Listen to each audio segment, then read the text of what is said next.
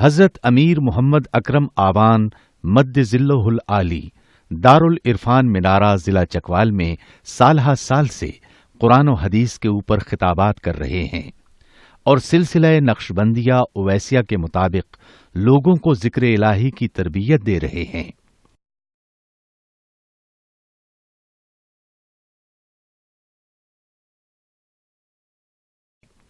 وہ قرآن پاک کی تفسیر ترتیب وار بیان کر رہے ہیں۔ تفسیر قرآن کو وہ موجودہ ملکی اور بین الاقوامی حالات کے مطابق بیان کرتے ہیں۔ موٹر وے سے کلر کہار کے انٹرچینج سے نکلتے ہوئے کلر کہار کی جھیل سے ہوتے ہوئے میانی، بوچھال اور نورپور سے گزرتے ہوئے دارالعرفان منارہ پہنچ سکتے ہیں۔ حضرت امیر محمد اکرم آوان نے بچیوں اور بچوں کی دینی اور دنیاوی تعلیم کے لیے سقارہ اکیڈمی کے نام سے ایک درسگاہ بھی قائم کی ہے۔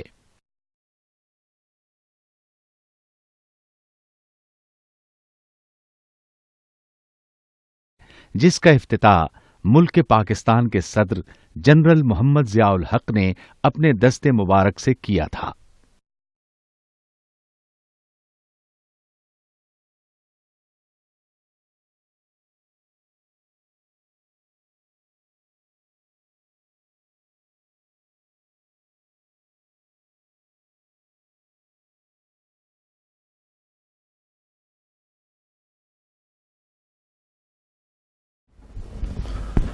الحمد للہ رب العالمین والصلاة والسلام علی حبیبہ محمد وآلہ وصحبہ اجمعین۔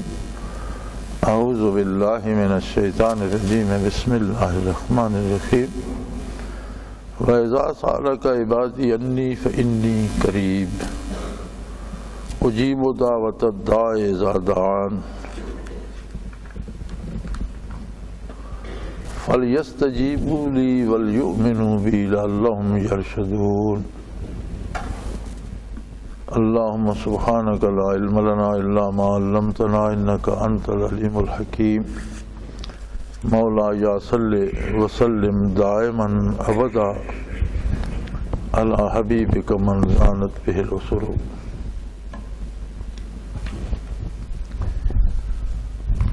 تمام احکام شریعت اور تمام عبادات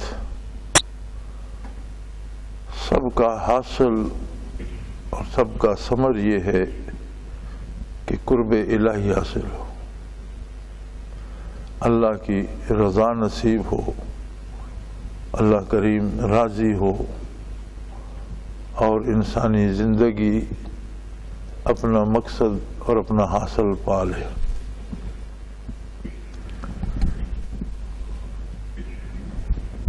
قرآن حکیم میں ہے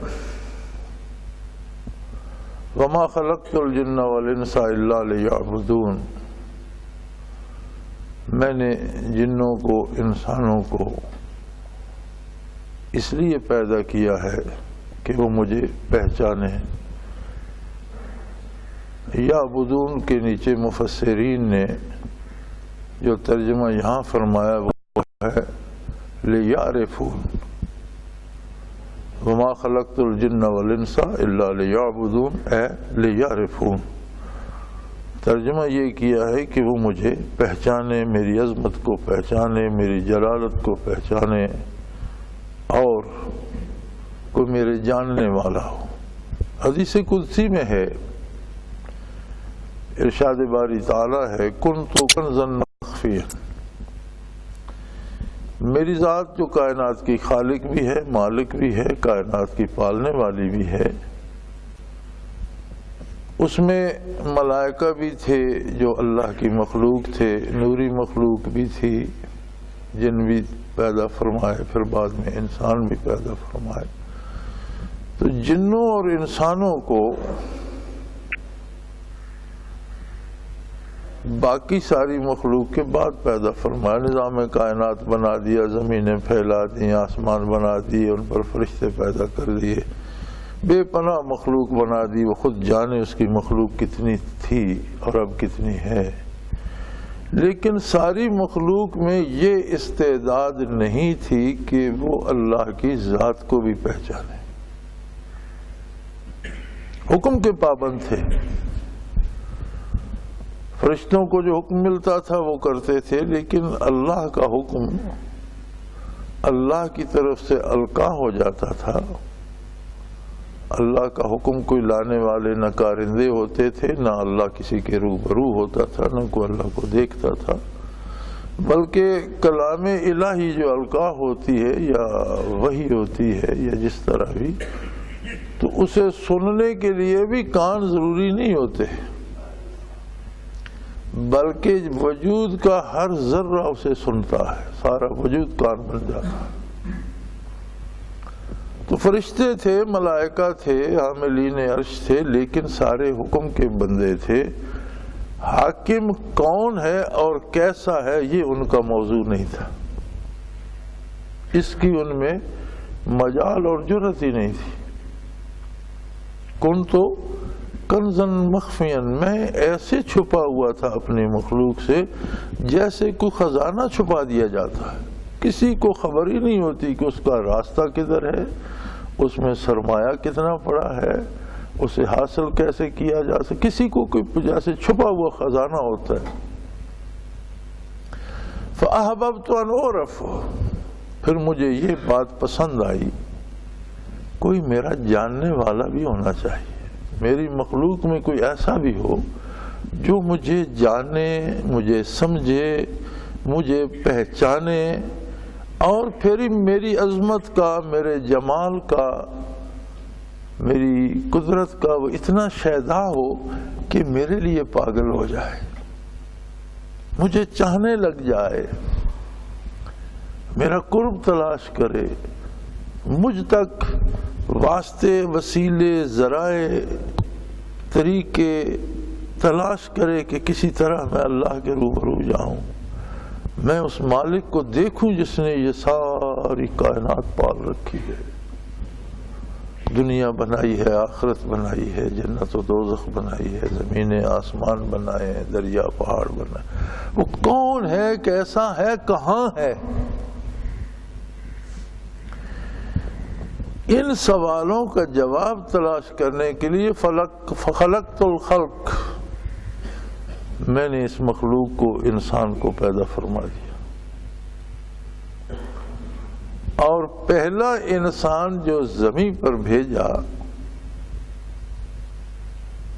وہ اللہ کو جانتا تھا، اللہ کو پہچانتا تھا، اللہ کی ذات سے واقف تھا، اللہ کی صفات سے واقف تھا، اور پہلا انسان ہی اللہ کا نبی تھا. جو پہلا انسان زمین پہ اتارا وہ خود اس کا نبی تھا. نور نبوت وہ آئینہ ہے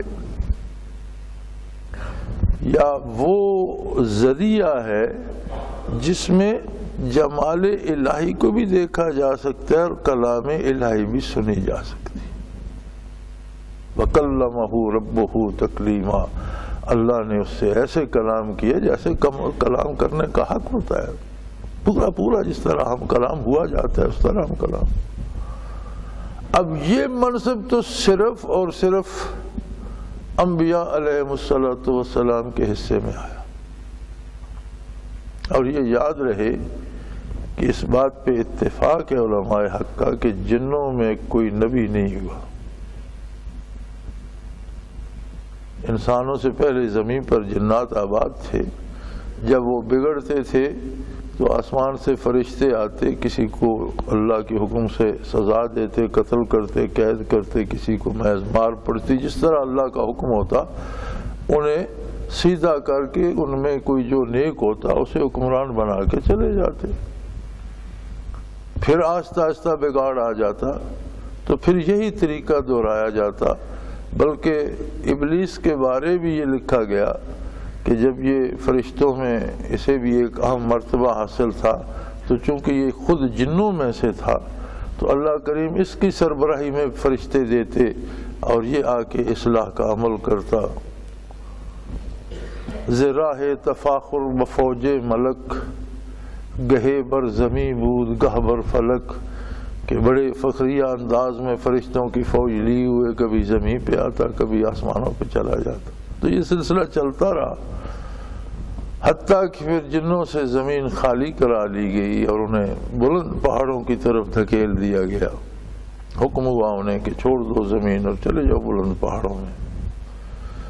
تو اب بھی جو طاقتور قبائل ہیں جنوں کے، وہ بلند پہاڑوں میں پائے جاتے ہیں. یہاں ہمیں جو تنگ کرتے رہتے ہیں یہ تو کوئی کمین یہ فالتو قسم کے ہیں، تو ہم میں تو اتنی سکت بھی نہیں کہ ان کو فیس کر سکے. تو آپ اگر کبھی شمالی علاقہ جات کے گلگت چترال ادھر کے یا آزاد کشمیر کی شمالی علاقہ جات، شاید کچھ لوگ یہاں ہوں بھی بیٹھے، ان کو دیکھیں تو ہر ایک کو ایک پرابلم ہر گھر کو بنی ہوتی ہے، چونکہ وہاں بڑے طاقتور جنات ہیں. زمین خالی کرا کے آدم علیہ نبینا علیہ الصلوۃ والسلام کو اتارا گیا اور نسل انسانی شروع ہوئی، اور پہلا انسان اس مخفی خزانے کے جاننے والا تھا، اس راستے سے بھی آگاہ تھا جس راستے سے وہاں تک پہنچا جا سکتا ہے. اور وہ خزانہ کیا ہے، اللہ کون ہے اور اللہ کیسا ہے، اس کی ذات کیسی ہے، اس کی صفات کیسی ہیں، یہی معرفت الہی ہے. اور اس ساری بات کو اللہ کا نبی جانتا تھا. آگے اس نے ایک بڑا خوبصورت سا امتحان بنا دیا، انسان کو مادی وجود دیا جو مادی لذتوں سے آشنا ہوتا ہے. اس نے دنیا بنائی اور اس کی قدرت کا عجیب کرشمہ ہے. یہ وہی ہے جس نے اتنی نازک، حساس اور سینسٹیو دنیا بنا دی. انسان کی سمجھ سے آج بھی بالا تر ہے ساری سائنسی ترقی کے باوجود. ایک گھاس کا تنکا اگانا پڑے تو سائنس مجبور ہے آج بھی اسے زمین سے اگانے پر کوئی مشین نہیں بنا سکتی. ایک مچھر یا مکھی کا پر ٹوٹ جائے آرٹیفیشل بن سکتا ہے، ویسا نہیں بن سکتا جیسا قدرت نے بنایا تھا کہ اس میں وہ خصوصیات ہوں اور ویسا بن جائے. اللہ کی تخلیق آج بھی الگ ہے، اور مخلوق ساری ترقی کے باوجود جو چیز بناتی ہے وہ آج بھی الگ ہے. تو یوں نسل انسانی کا سلسلہ چلتا رہا. یہ بچپن تھا انسان کا، پھر جوں جوں وہ بڑھا، تعداد بھی بڑھی، شعور بھی بڑھا، عقلیں بھی بڑھیں، ضرورتیں بھی بڑھیں. اسی طرح پے در پے انبیاء مبعوث ہوتے رہے. اور ایک بات کہ اللہ کی ذات اور صفات، آخرت، ملائکہ، ضروریات دین، تمام نبیوں میں ایک ہی بات ہے اور سب ایک بات پہ متفق ہیں. احکام شریعت میں حسب استعداد اختلاف رہا. حالات کے مطابق جتنا لوگوں میں شعور تھا، جتنے لوگوں میں استعداد تھی، جتنے لوگ معرفت کے حامل تھے، اس کے مطابق مختلف شریعتوں میں احکام مختلف تھے. تاکہ انسانیت بالغ ہو گئی، اپنے کمال کو پہنچ گئی، اللہ نے وہ رسول صلی اللہ علیہ وسلم مبعوث فرمایا جو بیک وقت ساری انسانیت کے لیے اللہ کا رسول. اور یہ بہت بڑی بات ہے. ہر نبی نے اصلاح فرمائی، لیکن جہاں مبعوث ہوا اس علاقے کی، اس قوم کی، ان لوگوں کی، ان کے جو حالات تھے، ان کے جو موسم تھے، ان کے جو مزاج تھے، ان کی جو ضروریات تھیں، اور وہ جو عہد تھا اس کے مطابق. آج سائنس کو فخر ہے کہ گلوبل ولیج بن گیا. گلوبل ولیج تو اس دن بن گیا تھا جس دن محمد الرسول اللہ نے اعلان فرمایا ایھا الناس انی رسول اللہ علیکم جمیعا، اے اولاد آدم میں تم سب کے لیے اللہ کا رسول ہوں. تو گلوبل ولیج تو اس دن بن گیا کہ ساری دنیا، ساری کائنات، علاقے مختلف ہیں، ان کے موسم مختلف ہیں، حتیٰ کہ دن رات کا فرق ہے، ایک جگہ دن ہوتا ہے، دوسری جگہ رات ہوتی ہے، موسموں کا فرق ہے، مزاجوں کا فرق ہے، غذاؤں کا فرق ہے، عادات کا فرق ہے، طبیعتوں کا فرق ہے، علم کا فرق ہے، فکر کا فرق ہے، قد کاٹ کا فرق ہے، رنگوں کا فرق ہے۔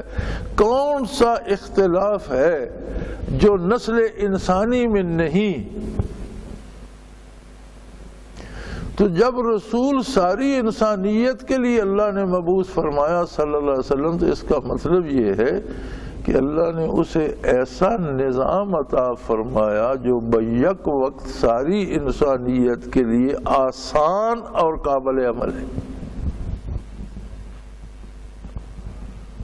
اور زندگی کے سارے راستوں سے آسان راستہ ہے، جینے کے تمام راستوں سے آسان اور قابل عمل ہے۔ اس کے بعد انسان کو ضرورت ہوتی ہے ایک نظام کی، جہاں مل جل کر رہتا ہے وہاں کچھ حدود و قیود ہوتی ہیں، کچھ اس کے حقوق ہوتے ہیں، کچھ اس کے فرائض ہوتے ہیں۔ تو بیک وقت ساری مخلوق کے لیے قواعد و ضوابط وضع کرنا، اور ایسے وضع کرنا کہ اہل مشرق کو بھی راس ہوں، اہل مغرب کو بھی راس ہوں، شمال و جنوب میں رہنے والوں کو راس ہوں، زبانیں مختلف ہوں، رنگ مختلف ہو، فکر مختلف ہو، استعداد مختلف ہو، لیکن ان اصولوں پر ہر کوئی عمل کر سکے اور وہ سب سے آسان بھی ہوں، قابل عمل بھی ہوں، اور سب کے لیے مفید بھی ہوں۔ اب یہ وہی بنا سکتا تھا جس نے مخلوق بنائی۔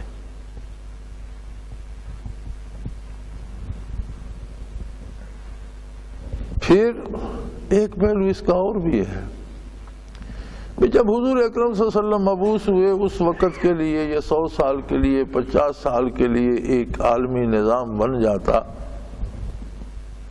یہ تو قیامت تک کے لیے ہے، یعنی کتنی تبدیلیاں کائنات میں آئے ہیں۔ نظام یہی ہے۔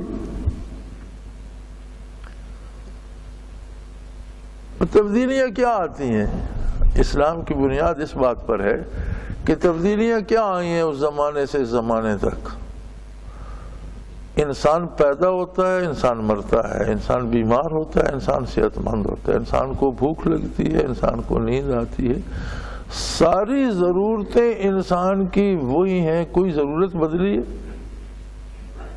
تکمیل کے ذرائع بدلے ہیں۔ چولہا جلا کر کھانا پکاتا تھا، اب اس نے مشین کے ذریعے پکی پکائی روٹی لے لی، اس کی بھوک تو نہیں بدلی۔ یعنی ضرورت کی تکمیل کے ذرائع بدلے ہیں۔ ذرائع پر اسلام نے قدغن کوئی نہیں لگائی۔ ایک زمانے میں لوگ پیدل حج کرتے تھے، اونٹ پہ حج کرتے تھے، گھوڑے پہ حج کرتے تھے، آج جہاز پہ جاتے ہیں۔ ذرائع میں اس نے کوئی منع نہیں فرمایا، ہر جائز ذریعہ آپ اختیار کر سکتے۔ آگے بھی جو تبدیلیاں قیامت تک آئیں گی تو ذرائع میں آئیں گی، انسانی حالات نہیں بدلے کہ اس کا توالد و تناسل بدل جائے، یا اس کا مرنا جینا بدل جائے، یا اس کی بھوک اور پیاس بدل جائے، یا گرمی سردی کو محسوس کرنا بدل جائے۔ تو ایسا خوبصورت، ایسا جامع، ایسا مکمل ترین نظام حیات عطا فرمایا کہ جو سب سے آسان راستہ ہے جینے کا۔ اور مزے کی بات یہ ہے کہ اسی آسان زندگی کو اپنی معرفت کا سبب بنا دیا کہ تم مزے سے جیو، جس طرح میرا نبی صلی اللہ علیہ وسلم تمہیں حکم دیتا ہے اس طرح کرو، جس بات سے روکتا ہے رک جاؤ، تو یہ تمہیں میرا جمال جہاں آرا دکھانے کا سبب بن جائے گا۔ اب اس کے بعد جو عبادات ہیں یہ تو مزید انعام ہے جسے ہم بوجھ سمجھے بیٹھے ہیں۔ یعنی دین پر اصل عمل تو عملی زندگی میں جو کچھ ہم کرتے ہیں وہ ہے۔ نماز، روزہ، حج و زکوٰۃ یا جو عبادات جتنی ہیں یہ اس پر مزید انعام ہے کہ چونکہ تم میرے نبی کی اطاعت کرتے ہو، تم میرے حکم کی اطاعت کرتے ہو، تو آؤ مجھ سے روبرو تم بھی بات کر لو۔ یعنی جس اللہ کا نشان نہیں ملتا تھا، جو فلسفیوں سے حل نہ ہوا، اور نکتہ وروں سے کھل نہ سکا، وہ راز کملی والے نے بتلا دیا چند اشاروں۔ دنیا کے دانا موجود تھے، دانشور موجود تھے، شاعر موجود تھے، فلاسفی موجود تھے، مورخ موجود تھے، کون سا فن تھا جو نہیں موجود تھا؟ لیکن کوئی اللہ کو نہیں جانتا تھا۔ ایک جملے میں ساری پہچان کرا دی، لا الہ الا اللہ، اور اس ساری کا سبب ہے محمد الرسول اللہ۔ کر دیا ہم سکون بندوں کو خدا سے تو نے۔ اب جب آدمی بازار میں، زندگی میں، میدان میں، کاروبار میں، دوستی دشمنی میں اللہ کے حبیب صلی اللہ علیہ وسلم کی پیروی کر کے آتا ہے، پھر اللہ کی حضور دست بستہ اللہ اکبر کہہ کر ساری کائنات سے کٹ جاتا ہے، پھر اللہ سے بات کر رہا ہوتا ہے۔ حضور نمازی کے بارے حضور اکرم صلی اللہ علیہ وسلم فرماتے ہیں فَإِنَّهُ يُنَاجِي رَبَّهُ، اپنے رب سے سرگوشیاں کر رہا ہے، اسے ڈسٹرب مت کرو، اسے مت چھیڑو، اس کے آگے سے نہ گزرو، شور نہ کرو، وہاں سے بات کرنے کا۔ کہاں وہ مشت غبار اور کہاں وہ ذات عالی؟ ہر بندے کو محمد الرسول اللہ نے، ہر امتی، ہر ماننے، ہر کلمہ گو کو اللہ سے بات کرنے کی اجازت عطا اور توفیق دے دی۔ اب مزے کی بات یہ ہے کہ یہ ساری باتیں جو میں کہہ رہا ہوں، یہ ساری ہمارے تجربے میں کیوں نہیں آتی؟ جب یہ حق ہیں، میں قرآن مجید کھول کر بیٹھا ہوں، منبر رسول پہ بیٹھا ہوں، مسجد ہے اللہ کا گھر ہے اس میں بیٹھا ہوں، باوضو بیٹھا ہوں، میرے سامنے قرآن اللہ کا کھلا ہوا پڑا ہے، میں جھوٹ تو نہیں بول رہا ہوں، حوالے دے رہا ہوں محمد رسول اللہ کے ارشادات کے، قرآن کی آیات کے۔ تو جو سچ میں کہہ رہا ہوں یہ سچ ہم نے کبھی فیل ہی نہیں کیا۔ ہم نماز پڑھتے ہیں تو ہمیں جلدی ہوتی ہے، اٹھے بیٹھے سجدے پورے کریں اور گئے بھاگ گئے، وضو کرتے ہیں تو ہمیں کوئی مزہ نہیں آتا وضو کرنے میں، کوئی آدھا بازو گیلا، آدھا خشک رہ گیا، کچھ ٹوٹل پورا کیا جو رکن ہے اور ہم بھاگ گئے۔ آپ بیٹھ جائیں کسی مسجد میں، لوگ آتے ہیں سنتیں ادا کرتے ہیں، نوافل ادا کرتے ہیں، آپ بیٹھ کے دیکھیں بہت کم لوگ ہوں گے جو رکوع پورا کریں، بہت کم لوگ ہوں گے جو سکون سے سجدہ کریں، ایسے جیسے پیچھے کوئی پولیس لگی ہوئی ہے اور اس نے ٹوٹل پورا کرنا ہے بھاگ دوڑ کے۔ یہ کیا جو میں بات کہہ رہا ہوں کہ وہ اللہ سے ہم کلام ہے، جو ہم دیکھتے ہیں وہ یہ ہے کہ وہ جان چھڑا رہا ہے کہ میں یہاں سے بھاگوں کیسے۔ یہ عجیب بات ہے میرے بھائی۔ نبی جو ہوتا ہے وہ دو چیزیں لاتا ہے، ایک ہوتی ہیں تعلیمات نبوت، یہ سارا اللہ کون ہے، اللہ کیسا ہے، اللہ کہاں ہے، اللہ کس بات پہ راضی ہے، اللہ کس بات پہ خفا ہے، حلال کیا ہے، حرام کیا ہے، کیا کرنا ہے، کیا نہیں کرنا، عبادت کیسے کرنی ہے، نماز کیسے پڑھنی ہے، اس میں پڑھیں گے کیا، تسبیحات کیا ہوں گی، رکوع و سجود کیا ہے، رکعتیں کتنی، یہ سارا کیا ہے؟ تعلیمات نبوت۔ ایک بات اور ہوتی ہے، یہ ساری چیزیں زبانی ہوتی ہیں، کلام میں ہوتی ہیں، لکھی جاتی ہیں، پڑھی جاتی ہیں۔ ایک بات اور ہوتی ہے، وہ ہوتی ہیں برکات نبوت۔ نبی کے قلب اطہر میں جو کمال ہوتا ہے جمال الہی کو دیکھنے کا اور اللہ کے قرب کی کیفیات کو محسوس کرنے کا، وہ ہوتی ہیں برکات نبوت۔ بات تب بنتی ہے جب تعلیمات نبوت بھی ہوں اور برکات نبوت بھی ہوں۔ تعلیمات پر عمل کرے اور دل میں برکات ہو تو وہ جو سجدہ کرتا ہے وہ اور سجدہ ہوتا ہے۔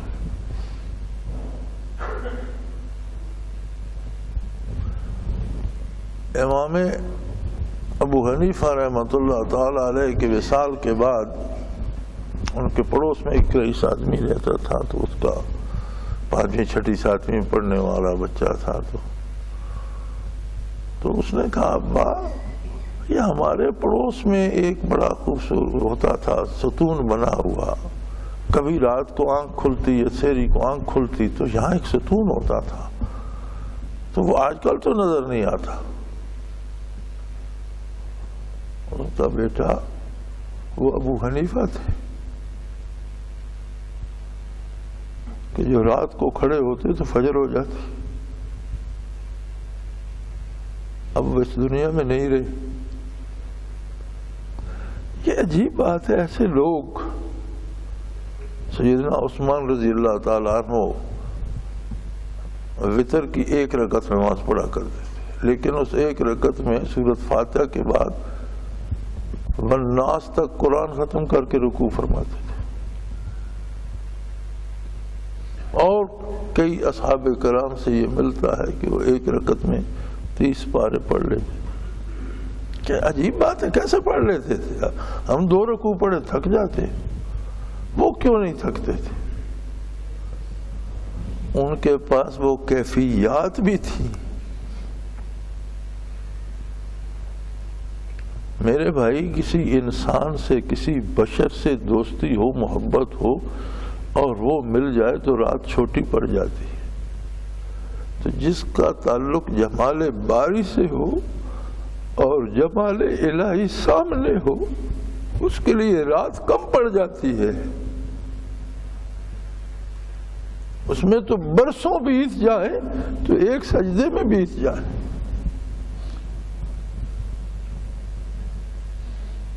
زمین پہ سر رکھے اور اسے محسوس ہو کہ جس پہ میں نے سر رکھا ہے، جس کے سامنے، اس نے مجھ پہ لطف و کرم کی نگاہ ڈالی ہے، تو کیوں سر اٹھائے گا؟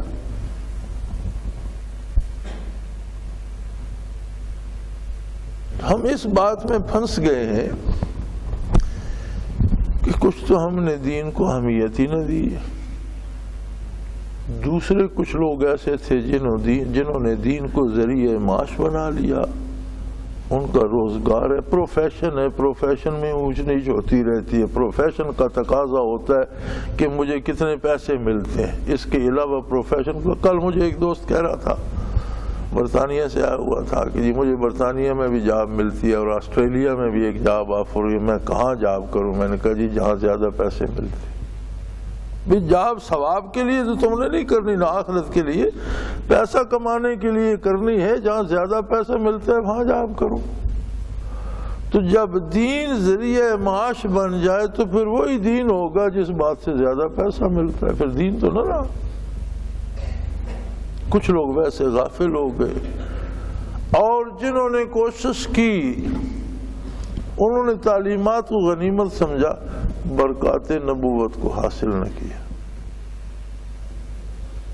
اس لیے ہمیں عبادات بوجھ لگتی ہیں اور ہم جان چھڑاتے ہیں۔ برکات نبوت وہ ہیں جو نبی صلی اللہ علیہ وسلم کی ایک نگاہ سے ایک نو مسلم کو شرف صحابیت عطا کر کے، ابھی کلمہ پڑھا، ایک نگاہ پڑی حضور اقدس پر، یا آپ صلی اللہ علیہ وسلم کی نگاہ پڑی، وہ صحابی ہو گیا۔ اب صحابی محض ایک اصطلاح نہیں ہے، صحابی کا مفہوم ہے کہ تمام خلوص میں، دیانت میں، امانت میں، تعلق باللہ میں، عبادت، ریاضت، ہر کام میں باقی غیر صحابہ سے افضل ترین آدمی۔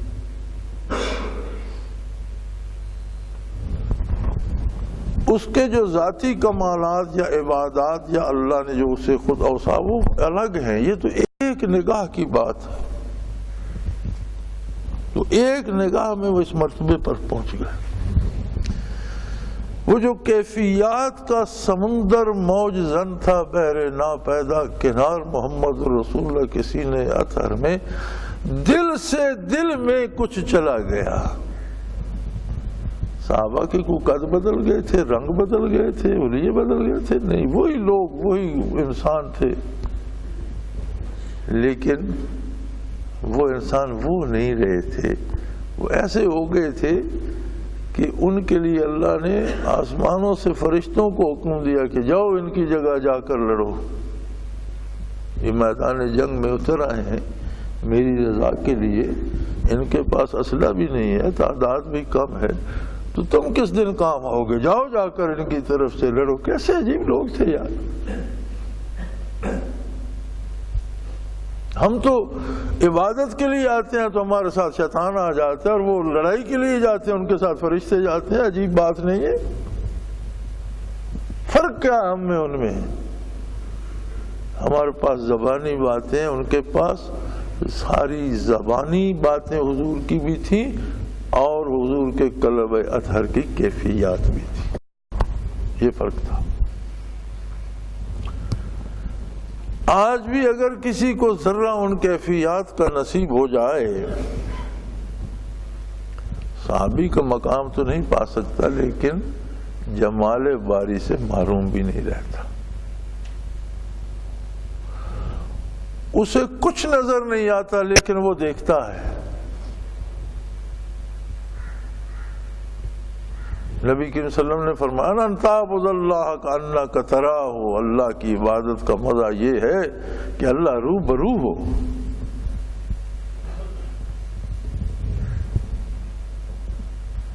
وہ ایک ہمارے لڑکپن میں ایک قوالی ہوا کرتی تھی، پردے سے نکلو پردہ نشیں، تیرے در پہ پڑے گھستے ہیں جبیں، تو سامنے ہو میں سجدہ کروں تب لطف ہے سجدہ کرنے کا، تو اور کہیں میں اور کہیں تیرے نام کا سجدہ کون کرے؟ تو یہ خالی اور بے کیف سجدے بوجھ یوں ہو گئے نا جب سامنے کچھ بھی نہیں ہے۔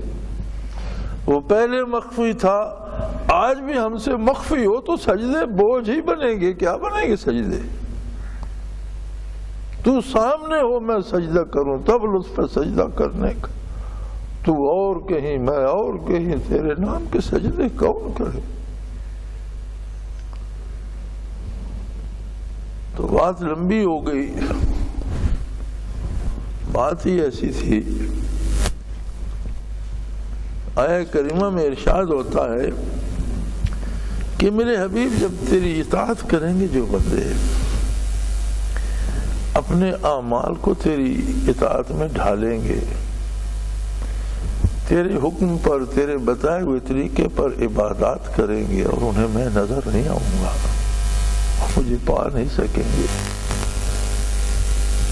تو سوال تو پیدا ہوگا وَإِذَا سَأَلَكَ عِبَادِي عَنِّي، وہ پھر میرے بارے پوچھیں گے کہ آقا ہمارا رب کہاں ہے، کیسا ہے؟ ہم نے آپ کی اطاعت بھی کی، ہم نے سجدے بھی کیے، ہم نے روزے بھی رکھے، لیکن ہمارے لیے تو ابھی تک وہی مخفی خزانہ ہے جو مخلوق کے پیدا ہونے سے پہلے تھا۔ اذا سالک عبادی انی، میرے حبیب انہیں کہہ دو انی قریب، یہ جو تمہارے دل کی دھڑکن ہے نا، میں اس سے بھی تمہارے قریب ہوں، میں تمہاری شارک سے بھی تمہارے قریب ہوں۔ نحن اقرب الیہ من حبل الورید، تمہارے سب سے زیادہ قریب میں ہوں۔ ایک بات، دوسری بات یہ بھی انہیں کہہ دے، فرما دیجئے انہیں اجیب دعوت الداع اذا دعان، تم جب بھی مجھ سے کوئی بات مانگتے ہو میں وہ قبول کرتا ہوں، تمہاری دعا کبھی رد نہیں کرتا، تمہارے سب سے زیادہ قریب ہوں۔ تم الفاظ زبان سے ادا نہ کرو، تمہارے دل میں آئے، تمہارے دماغ میں آئے، مجھے پتا ہوتا ہے میں ان الفاظ سے بھی تمہارے قریب تر ہوں، تمہاری سوچوں سے قریب ہوں، پھر میں اتنا قریب ہوں کہ تمہاری ہر بات مانتا ہوں۔ نبی علیہ السلام نے فرمایا کہ مومن کی دعا کبھی رد نہیں ہوتی، قبولیت کے انداز اپنے ہیں، کبھی تو جو وہ مانگتا ہے وہی دے دیتا ہے، کبھی یہ ہوتا ہے کہ جو وہ مانگتا ہے دیتا وہی ہے لیکن اس میں تھوڑا سا وقفہ آ جاتا ہے، وہ بہتر جانتا ہے کہ کون سی چیز سے کب، جس طرح ماں بچے کو پالتی ہے، وہ چاہتی ہے جو یہ مانگے میں اسے دے دوں، لیکن کبھی وہ کہتی ہے کہ یہ تھوڑی دیر بعد چاہیے. کبھی یہ ہوتا ہے کہ جو ہم مانگ رہے ہوتے ہیں ہم نہیں جانتے لیکن وہ ہمارے لیے نقصان دہ ہوتا ہے. جیسے بچہ چاقو مانگ رہا ہوتا ہے تو ماں چاقو کی بجائے کوئی اور خوشنما چیز دے دیتی ہے. اللہ کریم اس دعا کو رد نہیں کرتے، اس کے بدلے ہمیں بہتر چیز دے دیتے. پھر فرمایا اگر کچھ بھی نہ ملے دنیا میں اسے تو اللہ اسے اپنے خزانے خاص میں رکھتا ہے جس کی فرشتوں کو بھی خبر نہیں. حضور فرماتے ہیں جب حشر کا میدان ہوگا، اعمال تولے جائیں گے، فرشتے عرض کریں گے بار الہ فلاں ابن فلاں کے اعمال ہم نے تول لیے. اللہ کریم فرمائے گا نہیں، سارے نہیں، اس کے کچھ میرے پاس بھی امانت ہے. بار الہ آپ کے پاس تو ہے، اس نے دنیا میں دعائیں کی تھیں، اس وقت وہ موضوع نہیں تھیں، لیکن میں نے اس کے آخرت کے خزانے میں اپنے پاس جمع کر لی، وہ بھی لے جاؤ. حضور فرماتے ہیں بڑے بڑے مستجاب الدعوات اس دن آرزو کریں گے کہ کاش دنیا میں میری کوئی دعا قبول نہ ہوئی ہوتی، آج میرے ترازو میں آتی. فرمایا دعا کیا کرو. حضور فرماتے ہیں جوتے کا تسمہ ٹوٹ جائے تو اللہ سے دعا کرو اللہ مجھے تسمہ دلا دے. ہر کام کے لیے دعا کرو. تو فرمایا میرے بندوں کو دو باتیں بتا دو میرے حبیب کہ میں تمہارے سب سے زیادہ قریب ہوں اور میں تمہاری ہر خواہش پوری کرتا ہوں، ہر آرزو تمہاری جو ہے اسے قبول کرتا ہوں. لیکن تمہیں اس کا ادراک کیوں نہیں ہوتا؟ فرمایا فَلْيَسْتَجِيبُوا لِي، تمہیں ادراک اس لیے نہیں ہوتا کہ جو باتیں میں کرتا ہوں وہ بھی تو سنو.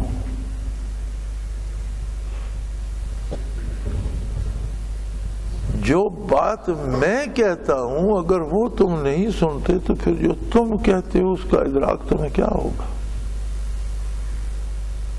اتنی اس پارے کلام مجید اللہ کی بات ہے نا ساری. ہم ساری عمر پڑھتے رہتے ہیں اللہ نے یہ فرمایا لوگوں کے لیے، اللہ نے اس سے منع کیا لوگوں کو. کبھی قرآن کو اس طرح بیٹھ کر پڑھو کہ ایک میں ہوں، ایک میرا رب ہے اور یہ بات وہ مجھ سے کر رہا ہے. جہاں منع کر رہا ہے مجھے کر رہا ہے، جہاں کرنے کا حکم دے رہا ہے مجھے. ایک دفعہ کائنات کو ہٹا دو درمیان سے.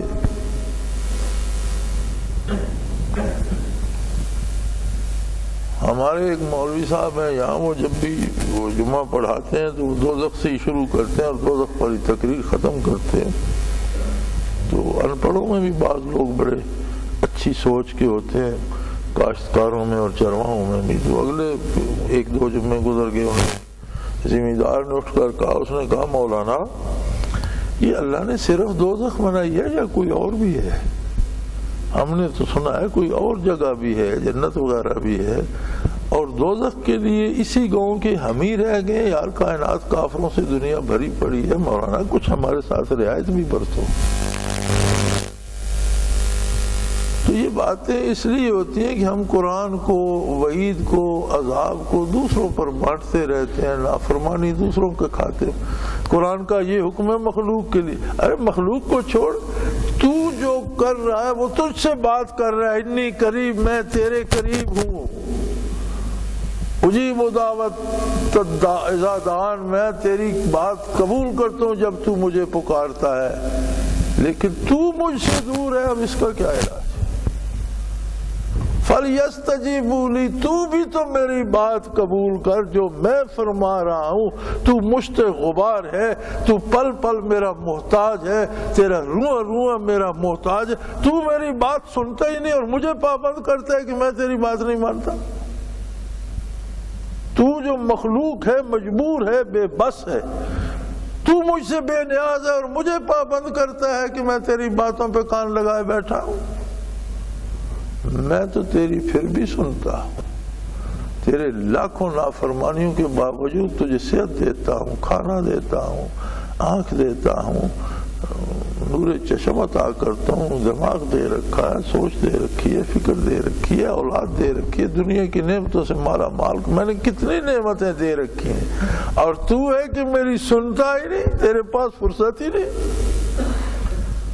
اور پھر تو کہتا ہے کہ اللہ کہاں ہے؟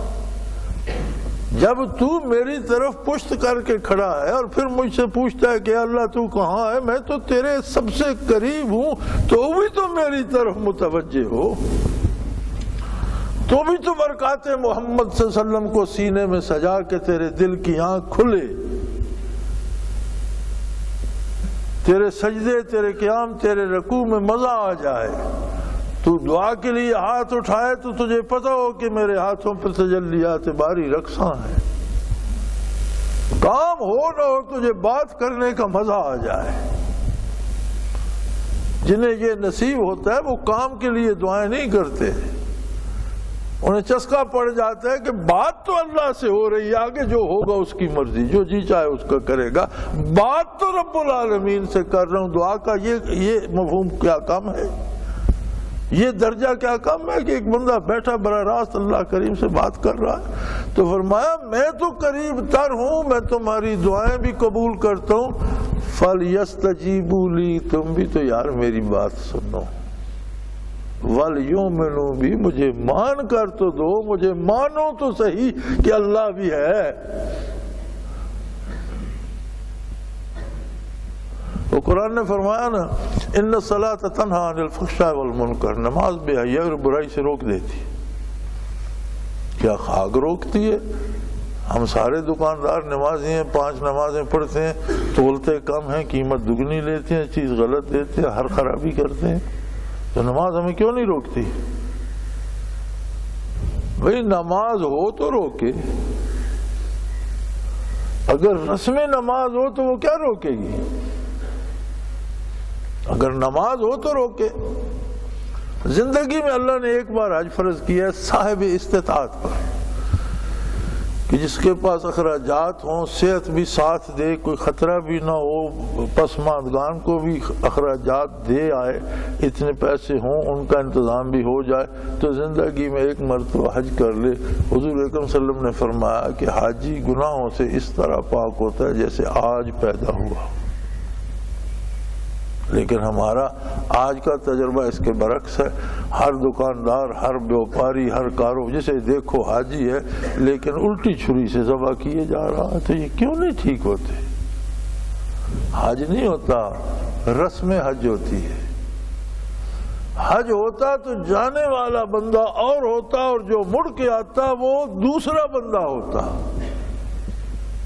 اس کی شخصیت بدل جاتی، اس میں محبت، پیار، کرم آ جاتا، امانت، دیانت آ جاتی، اس کی ساری لین دین بدل جاتے۔ تو فرمایا میں تو تمہارے قریب ہوں، سب سے قریب ہوں، میں تمہاری بات مانتا بھی ہوں، یہ تم ہو جو میری بات سنتے بھی نہیں ہو، مانتے بھی نہیں۔ خرابی یہاں ہے،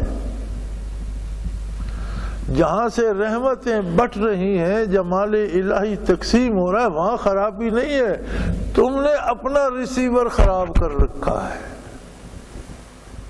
اپنے آپ کو ٹھیک کرو، اپنی سمت صحیح کرو، اپنے ارادے ٹھیک کرو، برکات محمد صلی اللہ علیہ وسلم سے دلوں کو سجاؤ، احکام شریعت سے کردار کو روشن کرو، اور پھر دیکھو کہ میں تمہارے ہر سجدے میں تمہیں گلے لگا لیتا ہوں، میں تمہارے ہر قیام میں تمہیں پیار کرتا ہوں، میں تمہاری ہر بات پہ تم پر اپنے انوارات و برکات برساتا ہوں۔ فرمایا میری بات مانو اور مجھے مانو، وَلْيُؤْمِنُوا بِي، اور ساری عمر کلمہ پڑھتے رہے، تم نے مجھے مان کر نہیں دیا۔ یہ عجیب بات ہے، ہم کلمہ پڑھتے ہیں، اللہ فرماتا ہے تم نے مجھے مانا ہی نہیں۔ جب کلمہ پڑھ کے مرضی اپنی کرتے ہیں تو مانا کیسے؟ ماننے کا مطلب تو یہ ہے کہ ہماری آرزویں ہماری نہ رہیں، اللہ کے احکام بن جائیں۔ اگر ہر کام ہم نے اپنی مرضی سے کرنا ہے تو مانا کس بات کو؟ فرمایا میں تو قریب ہوں، تم دور ہو۔ ہمارے ایک ڈاکٹر صاحب ہوتے تھے سیالکوٹ کے، جماعت کے ساتھی تھے، میں سیالکوٹ ٹھہرا ہوا تھا اور سحری کا ذکر ہم نے اکٹھے کیا، نماز اکٹھے پڑھی، ڈاکٹر صاحب چلے گئے، تو تھوڑی دیر میں واپس آ گئے، بڑے مزے کے آدمی تھے۔ میں نے وہ ایک شخص دیکھا ہے، اس اپنے 3-4 گھنٹے پریکٹس کرتا تھا، لیکن تو بڑا رش ہوتا تھا، اچھا ڈاکٹر تھا، تو جب اذان مؤذن اللہ اکبر کہتا تو آدھی پرچی کسی کی لکھی ہوتی وہیں قلم رکھ دیتے، باقی نماز پڑھ کے آ کے لکھو۔ جیسے ڈاکٹر صاحب ابھی جماعت میں 10 منٹ رہتے ہیں، یہ وہ کہتا میری یہ حیثیت ہے کہ اللہ کے گھر سے بلاوا آئے اور میں کہوں جی میں یہ پرچی لکھ کر آتا ہوں، یہ میری حیثیت ہے، یہ میں کر سکتا ہوں؟ آواز کان میں پڑی، میں نہیں اب لکھ سکتا، اب میں نماز ادا کر کے آ کے لکھوں۔ تو فوراً واپس آ کے مجھے کہتے ہیں جی جب اللہ ہر جگہ موجود ہے، ہر وقت موجود ہے، تو ہمیں تو محسوس نہیں ہوتا، بات کیا ہے؟ اور ان کا سوال ایسے اچانک تھا جیسے کوئی گولا پھٹ پڑتا ہے۔ میں نے عرض کی، اللہ نے مجھے سجھا دیا، میں نے کہا ڈاکٹر صاحب وجہ ہم خود ہیں، آپ کہتے ہیں میں نے پوچھا، آپ کہتے ہیں میں آیا، آپ کہتے ہیں میں نے یہ کیا، اس میں کو نکال دو، مٹا دو، اللہ روبرو ہو جائے گا، آپ کو نظر بھی آئے گا، آپ کو سنائی بھی دے گا۔ لیکن جب ہر جگہ میں موجود ہے تو پھر ہم اس میں کے پیچھے چھپے ہوئے ہیں، اللہ تو ظاہر باہر ہے۔ تو میرے بھائی بات وہی یہاں فرمائی جا رہی ہے کہ مجھے مانو تو صحیح، جب تم میں سے ہر ایک خدا بنا ہوا اور اپنی بات منوانا چاہ رہا ہے تو پھر مجھے کب مانتے ہو؟ فَلْيَسْتَجِيبُوا لِي وَلْيُؤْمِنُوا بِي لَعَلَّهُمْ يَرْشُدُونَ۔ فلاح کا، رشد کا، نیکی کا اور بھلائی کا راستہ صرف یہ ہے، مجھے مانو، میری بات بھی سنو۔ وآخر دعوانا الحمدللہ رب العالمین۔